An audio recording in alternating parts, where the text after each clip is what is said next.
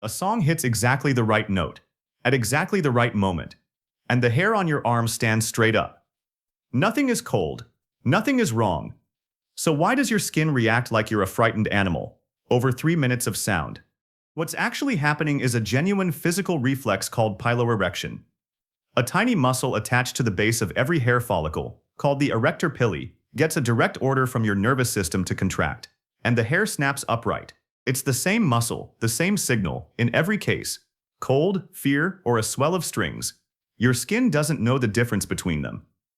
And in 2020, researchers at Harvard, led by Ya-Chieh Hsu, found that this leftover muscle is still doing active work you'd never guess from the outside.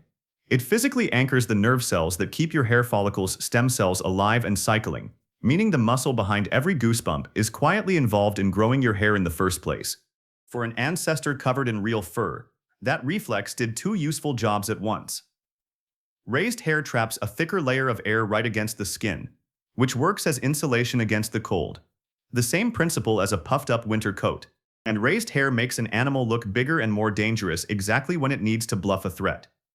A startled cat arching its back with its fur standing on end.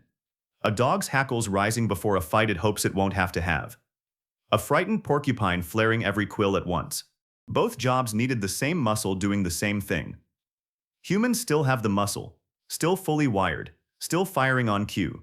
We just lost almost all of the fur it used to move. Which is why the whole performance, on us, produces nothing but a faint rash of bumps on bare skin, doing a job that stopped making us look bigger to anything a very long time ago. So why does a piece of music trigger a reflex built for cold and confrontation? In 2001, researchers Anne Blood and Robert Zatorre, at the Montreal Neurological Institute at McGill University, scanned people's brains while they listened to music that reliably gave them chills. As the chills intensified, activity rose in the exact same brain regions that light up for food, for sex, for drugs of abuse. The ventral striatum, the amygdala, the brain's core reward circuitry. Musical chills weren't a separate decorative kind of pleasure. They were running through the same ancient reward system your brain uses for everything it considers a genuine valuable win. This is where the metaphor turns out to be literal. A skeptic might say chills is just a poetic way of describing being moved. Nothing more literal than that. But Blood and Zatorre weren't measuring poetry. They were measuring real blood flow, in real brain structures, rising and falling in exact step with a reflex you can watch happen on someone's actual skin. The metaphor turned out to have a physical circuit sitting directly underneath it. And a few other things are worth ruling out while we're here. It isn't only about music. The same prickle runs up your arms in a real cold wind, in a real moment of awe, in the second before something almost went wrong. And it isn't rare or something that only happens to overly sensitive people. Nearly every human being on record can point to at least one song that does this to them, reliably, on command, at the exact same second, every single time they hear it.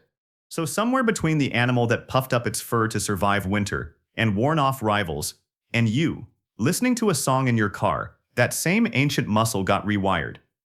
It's still triggered by the identical nervous system signal. It just answers to a completely different kind of call now. Not cold, not danger, but beauty intense enough to register as something worth reacting to. Once you know to look for it, this exact same prickle shows up everywhere emotion runs high. A movie hits its emotional climax, and the chills arrive on cue. A stadium of strangers sings the same anthem together, and arms rise in unison across the crowd. A coach delivers the one line that turns a losing team around. And every player in the room gets the same reaction at once. None of those moments are cold, and none of them are dangerous. But the same tiny muscle fires anyway, because your brain has decided the moment is worth the same reaction regardless of what caused it. This isn't a new observation either, even if the brain scan is. In 1757, the philosopher Edmund Burke wrote an entire theory of aesthetics around this exact paradox, describing the sensation people feel in the presence of something overwhelming. A storm, a vast landscape, a piece of art, as a delightful horror, pleasure, and something close to fear, arriving together, inseparable. He didn't have a PET scanner.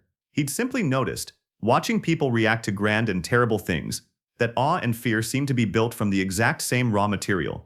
So the next time a song reaches its swell and your arms prickle for no reason you can point to, that isn't your imagination being dramatic. That's a genuinely ancient muscle, inherited from a body that used to be covered in fur, firing on a signal that no longer means cold or threat, just something powerful enough that your ancient reward system decided it deserved the same reaction either way. You were never actually consulted about any of this. The Arrector Pili muscle doesn't check what kind of goosebumps it's making. It only knows the signal arrived, and its only job, for longer than there have been songs to listen to, has been to answer it. And a reflex from your skin isn't the only signal your body answers without asking your permission first. Wait until you hear the one sound your brain is built to be physically incapable of tuning out, no matter how hard you try.